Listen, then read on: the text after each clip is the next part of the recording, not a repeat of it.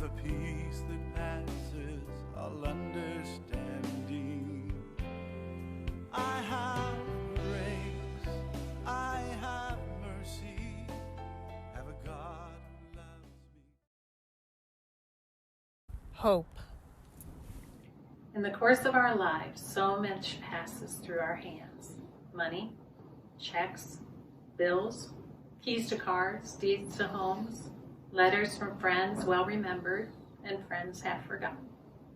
But no matter whatever else slips through our fingers, we must never lose our grip on hope. We need hope. As those who belong to Jesus Christ, we understand that hope is more than positive mental attitude or a vague, wistful longing for better times. Hope is a person with a strong, warm grip and compassionate eyes. Hope is someone who loves us with incredible passion and refuses to surrender us to the dark designs of a passing world. Hope was born on a silent night in a village called Bethlehem, died on a Roman cross, and burst forth from the tomb 3 days later. Hope is alive forevermore, brighter than the sunrise, scattering earth's darkest shadows. Reach for hope, and you will find him. Keep him for yourself, and give him away. Our very purpose in living rests in the blessed hope of Jesus. It will always be more than enough.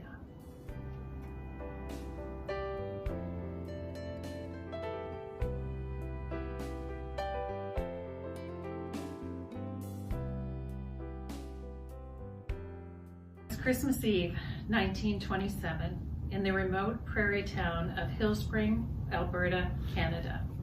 Mary Thomas Jepson was getting her 6 small children ready for bed. She thought her heart would break as she watched 5 of her children dance around in the small house, excited to hang their socks for Santa to fill. Her oldest daughter, Ellen, sat subdued and sullen in a corner of the cold 2-room house. Ellen's heart was heavy for a 10-year-old, but she understood the reality of what tomorrow would bring. She felt that her mother was cruel to let the children get their hopes up when she knew very well there would be nothing to fill the socks. They would be lucky to have a little mush for breakfast, as there was only a small amount of wheat and corn left. The winter had just started, and already it was cold and harsh. The milk cow had died the week before from starvation and severe weather conditions, and the last 2 or 3 chickens had stopped laying eggs about a month before. Mary helped each one of her children hang a little darned and mended sock. She tried to persuade Ellen to hang one too, but Ellen just sat there shaking her head and mumbling, "Mom, don't do this. Don't pretend." After the socks had been hung, Mary read the Christmas story from the Bible and then recited a few Christmas poems from memory. And memories of her own happy childhood living in the United States flooded her mind. She was the next to youngest of a very large and loving family. Although they'd been pioneers in a remote area of Idaho, her mother and father had made life, and especially Christmas, very exciting and memorable. Before Ellen went to bed, she pleaded with her mother to tell the children the truth. Mary kissed her daughter goodnight and whispered, "I can't, Ellen. Don't ask me why. I just cannot tell them." It was almost midnight and the other children had been asleep for hours, and Mary's husband Leland had gone to bed too, feeling like a broken man, like he had failed his family completely. Mary sat by the fire reading the Christmas story from the Bible over and over again. Her mind drifted to her plight here in this God-forsaken land of ice and snow.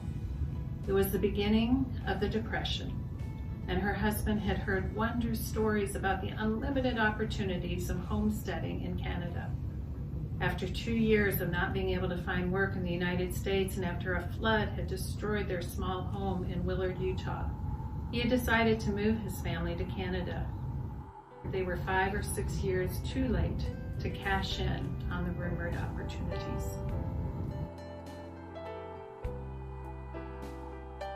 After several seasons of unusual weather conditions, most of their crops had frozen or failed. In October, Mary had received a letter from her family back in Idaho asking what they could do to help and what they could send the family for Christmas. Mary had put off her response. She had too much pride to let them know how destitute her family really was. Finally, in November, realizing that things were not going to get any better, she had written. She only mentioned the necessities. She told them how desperately they needed food, especially wheat and yeast and flour and cornmeal. She related how long it had been since they had been able to bake a cake or cookies because they had no molasses or honey and, of course, no sugar. It had been a year since they had any salt to use on their food. She also added that it would be wonderful if they could ship just a little bit of coal because of the cold and because their fuel supply was almost depleted. She finished her letter with a request for some old, used quilts. All of hers had worn thin and were full of holes, and it was difficult keeping the children warm. She mentioned their need for anything to keep them warm. Any used socks, shoes, gloves, warm hats, or coats. And at the very end of the letter, she wrote, "If you could find just a dress that someone had outgrown that I can make over to fit Ellen, please send that too. Ellen is such a little old lady for such a little girl. She carries the worries of the whole family on her thin shoulders. She has only one dress, and she wears it all the time, and it is patched and faded. She has outgrown it, and I would like so very much to fix something up nicer for her." The week before Christmas, Leland hitched up the horse and sleigh and made the 3-hour round trip from Hill Spring into the town of Cardston every day to check at the train station and post office whether a package had come from their family in Idaho. Each day he received the same disappointing answer. Finally, on the day before Christmas, he went into Cardston first thing in the morning, and he eagerly waited for the mail delivery. He left in the early afternoon to get home before dark, and he left empty-handed. He wept openly as he rode home, knowing he would have to explain to Mary that perhaps the package would arrive the day after Christmas or the next week, but that it had not made it in time for the big day. Mary suddenly awoke from her reminiscent sleep with a chill. The old clock on the wall said it was 3:30 a.m. The fire in the stove was all but out. She decided to add a little more fuel so it wouldn't take so long to start in the morning. She looked over at the little limp socks still hanging by the fireplace and felt a similar emptiness in her heart. Outside, the wind was blowing at more than 70 miles per hour. The snowstorm had intensified. Mary was about to put out the lantern and go to bed for a few short hours when she heard a quiet knock at the door. She opened the door to find a man standing there, and in all her life she had never seen anyone look more like her vision of Santa Claus. He was covered with ice and snow and had a long beard made white from the snow. His hat, his gloves, his boots were also white, and for a moment, Mary thought she was dreaming. It was the mailman, Mr. Scow, from Cardston, who had known the plight of the Jepson family. He told her that he knew they had been waiting for packages from Idaho, and he knew there would be no Christmas without them. That evening, as he was finishing up a long day of delivering mail all around town, he was glad to be going home. His horse was exhausted and frozen, as that day there had been one of the worst blizzards of the year. He was relieved to put his horse in the barn, park his sleigh, and return to the warmth of Christmas Eve at home with his family. But just as he was leaving, someone from the train station came running up to him and told him that 10 large crates had just arrived from the States for the Jepson family. It was about 4 in the afternoon, but already it was dark and the storm was getting worse. They both decided that there was nothing they could do about delivering the crates that night.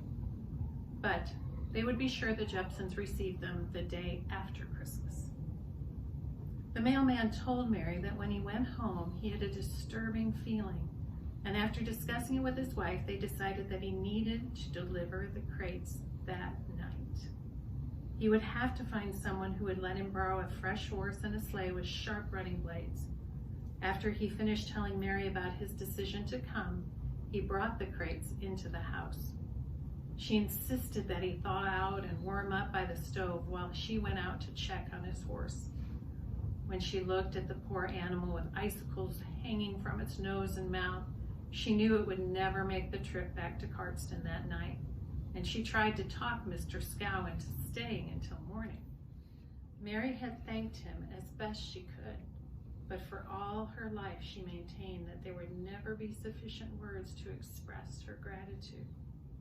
After all, she would say, how do you thank someone for a miracle, and a Christmas miracle at that? As soon as he left, Mary began to unpack the crates. She only had an hour or so before the children would awaken. At the top of one of the crates, she found a letter from her sisters, and she began to read the incredible account, tears streaming down her face. They told her that quilting bees had been held all over the valley, and from these 6 thick, warm, beautiful quilts were included. They told her of the many women who had sewn shirts for the boys and dresses for the girls, and of the others who had knitted warm gloves and hats. The donation of socks and shoes had come from people from miles around. The local church had even held a bazaar to raise the money to buy new coats and new scarves for the whole family.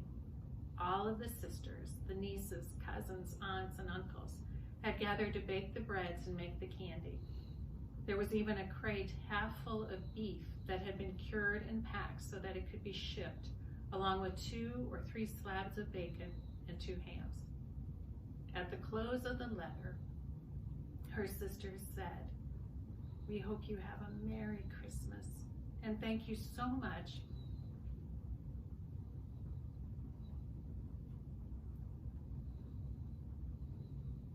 for making our Christmas the best one we've ever had." When Mary's family woke that Christmas morning, they did so to the sound of bacon sizzling on the stove and the smell of hot cinnamon muffins coming from the little oven. There were bottles of syrup and jars of jam and canned fruit, including kinds that the youngest children had never seen before.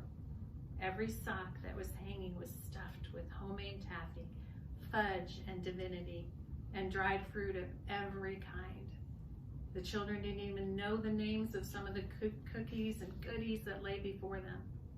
Later, Mary and Leland would find tucked in each toe of the stockings that had been sent for them a few dollars and a note stating that the money was to be used to buy coal and fuel for the rest of the winter and oats and wheat to feed the animals. For each boy, there was a bag of marbles. Each girl had a rag doll made just for her. But the most wonderful moment of all came when Ellen awoke. The last to get up, she walked over to the spot where she had refused to hang her sock the night before. She rubbed her eyes in disbelief as she saw hanging there a beautiful red Christmas dress. It was trimmed with white and green ribbons. Ellen turned around. She walked back to bed. She lay down, thinking she was dreaming.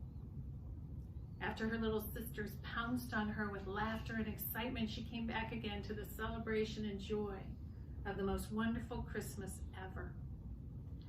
For that morning, along with the aroma of good food, the love of a good family, and a new red dress, a childhood had been given back to a young girl. A childhood of hope, of dreams, and the wonder of Christmas. I will never forget the retelling of this story by my mother, Mary Thompson Jepson. Although it was always an emotional drain for her, it was an inspiration to all of those who were privileged to hear her tell it. every Christmas since that magical day in 1927.